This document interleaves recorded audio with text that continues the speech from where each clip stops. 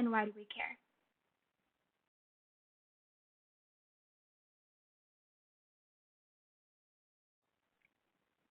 Just what is X-ray fluorescence? X-ray fluorescence, or XRF for short, is a technique used by archaeologists to find the elemental composition of an artifact in order to determine the relative age, location, and materials used.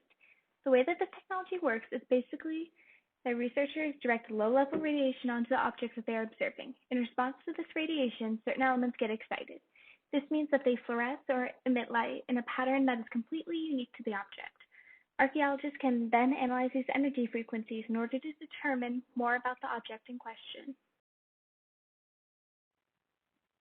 A brief history. Carl Mann Georg Siegbahn, a Swedish scientist, was the first person to use X-rays in order to excite different elements and then measured the wavelengths in 1924.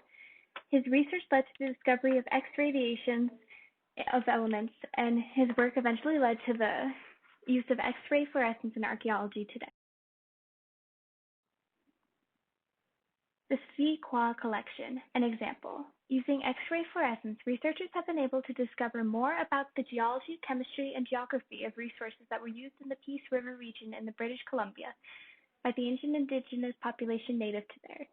Archaeologists have used XRF to locate different trade routes used by ancient people based on the energy frequencies found on pieces of obsidian found near Peace River.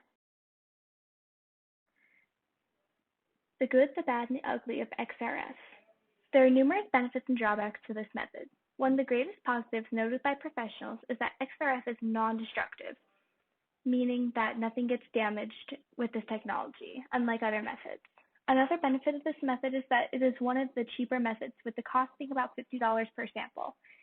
XRF is also very quick to use, and results are determined after about 3 to 5 minutes depending on the mass. It's also easy to use in modern times because of new technology that essentially does all the work, so even students are able to perform these tests. Finally, there's very minimal preparation that is needed when performing XRF. However, there are some drawbacks to XRF, including sample size limits. Ideal samples are greater than 10 millimeters in the smallest dimensions and greater than 2 millimeters thick for the best results.